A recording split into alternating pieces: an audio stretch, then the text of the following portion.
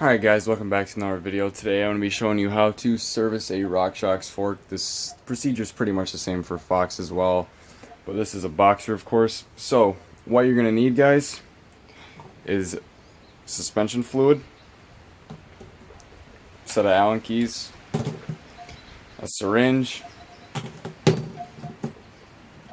a wrench, suspension grease, lubricant spray, preferably silicone spray, a seal kit. If you are going to be replacing your seals, you don't always have to, it's up to you depending on how damaged they are, a hammer to knock the bolts loose, and a rag. It's not a pretty process, guys, but it will keep your suspension running well for a lot longer and have it feeling a lot better and give you more performance on the trail. So I'd highly recommend doing it whenever it's necessary. If you don't feel comfortable, take it to a shop, but it's not that bad once you get used to it. It never goes smoothly, but it's a necessary evil. So hope you guys enjoy, and thanks for watching. Please subscribe if you haven't already, and thanks to you guys out there who subscribe now. Let's get into it. Alright guys, so the first thing you want to do is remove the brake. So you're going to want to take a 2.5 Allen key and remove this little cable housing or fixture right here. Very small, so be careful not to strip it. Just take that right off. Let it hang. And then this is a Shimano Z brake, so it takes a 5mm, and most Trem brakes do too, so you can go ahead and remove that now.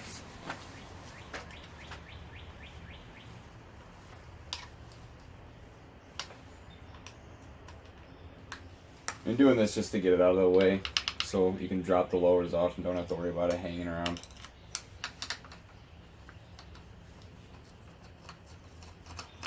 Just place these bolts somewhere you're not going to lose them, and don't lose the little washers that are on them.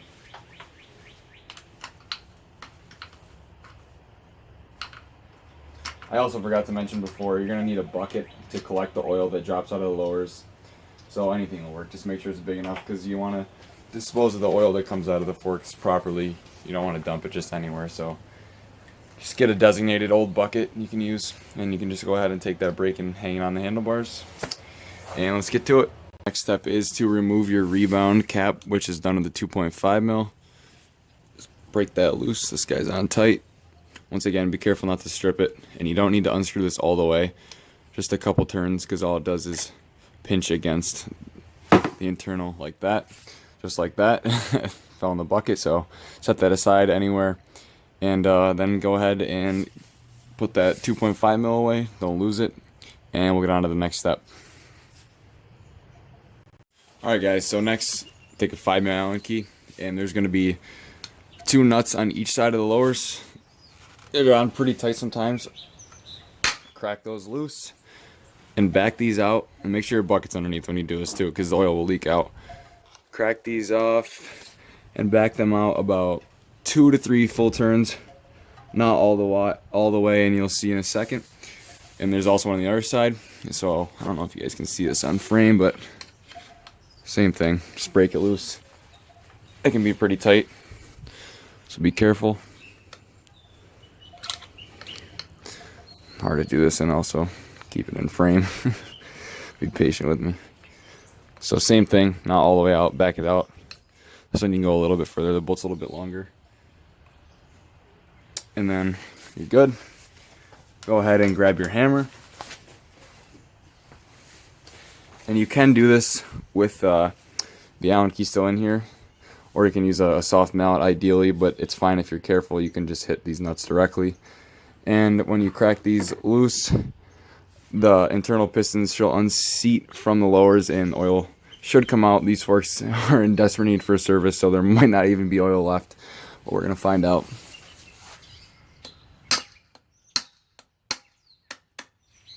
Same thing with the other.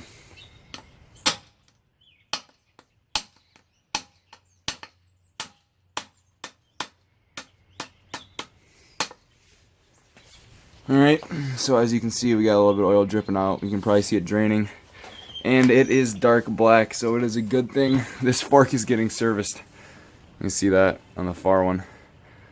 Also, I'll show you guys what happens if you don't do this, because the stanchion on this fork is severely worn.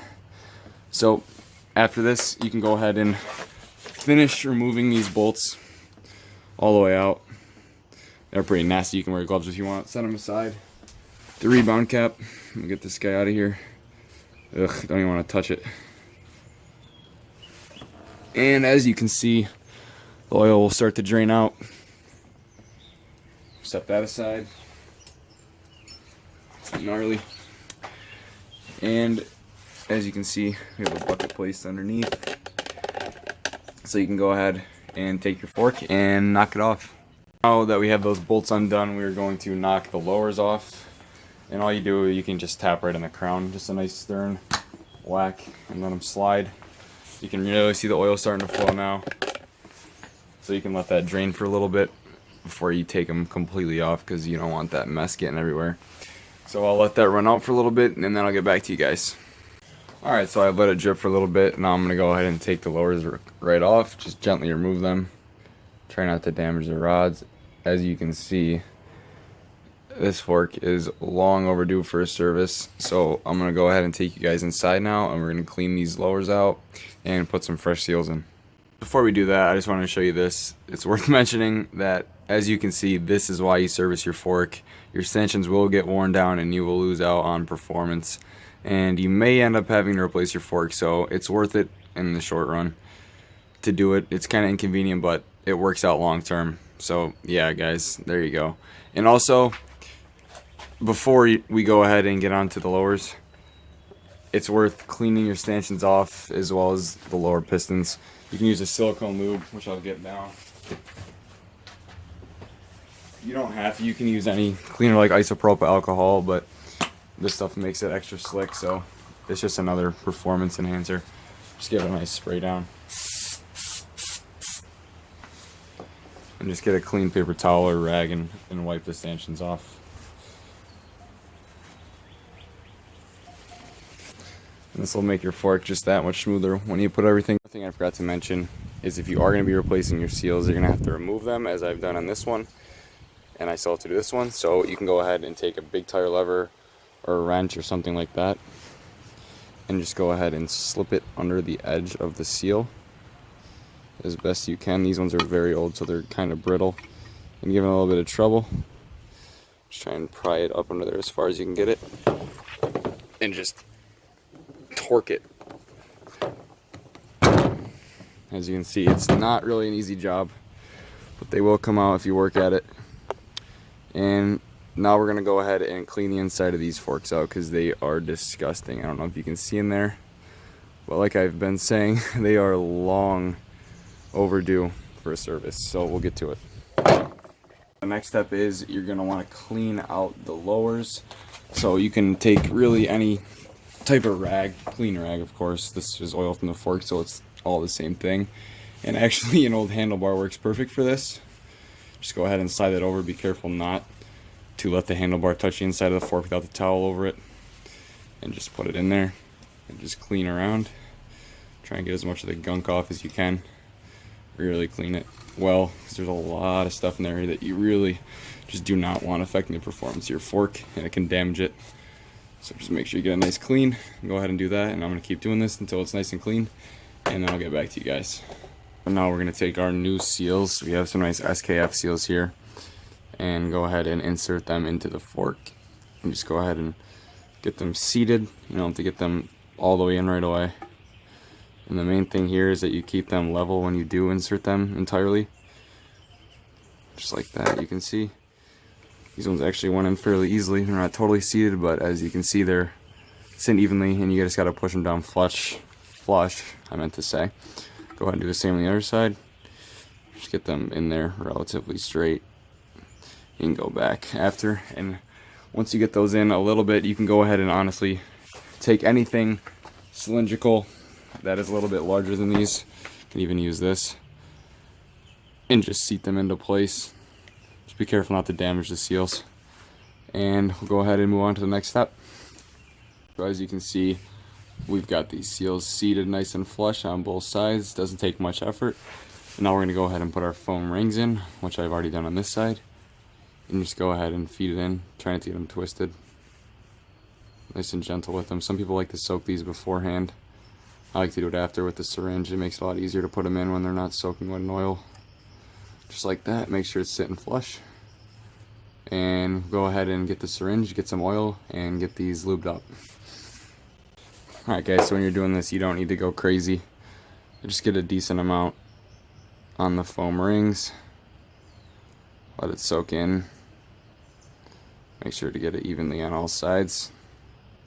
And these foam rings will expand a bit as the oil. So the next step, this is also something you don't have to do but is recommended, is you get this nice suspension grease like this Shram butter, or there's another company called, I think, Buzz Slick Honey, and just take a little bit, don't go crazy, and just run it on the inside of the wiper seals. This helps keep the dust out and just keeps your fork working a little bit smoother for a little bit longer. Go ahead and do that on both sides. Just get a nice even coating, as even as you can. It doesn't have to be perfect. And like I said, this just helps to keep the dirt out for a little bit longer and just makes your fork feel that much better. So I'd recommend it. You don't need to go crazy. There's a lot of room for a lot of grease in these SKF seals, but you don't need to pile it in there too much. Just enough to coat the inside of the seals well enough, because the oil's main job is to do that. So this is just a little bit on top to help it out just that little bit more.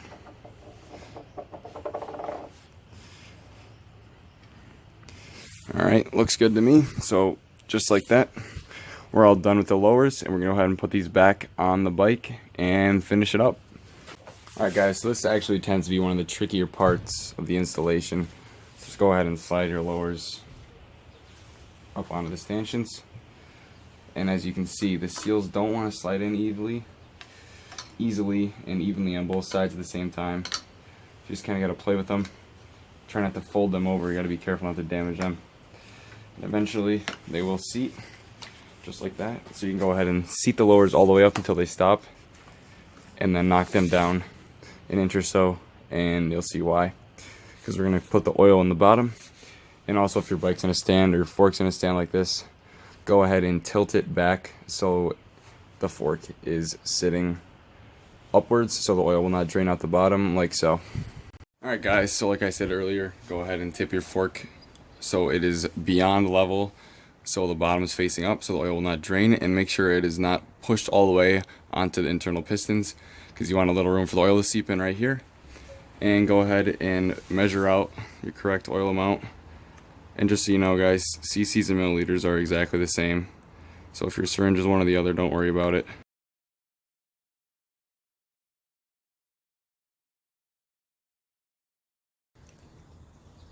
Alright guys, so once the bolts are nice and tight, just take your rebound, slide it right over. It should fit all the way home over the little seal.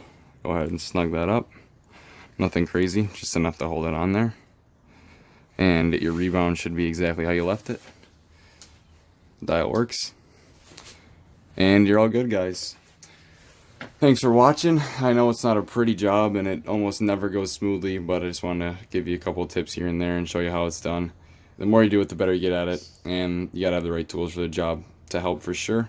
But yeah, I would definitely recommend doing this often. You can look on Fox or RockShox service manuals, and they recommend how often you should do it. It's usually about every 50 hours of riding, and it'll keep your fork fresh for longer. So yeah, now just give your fork a wipe down and go out and shred guys. Thanks for watching, sticking with me through this video. It was a bit painful, but I appreciate it, and please subscribe and like if you did like the video.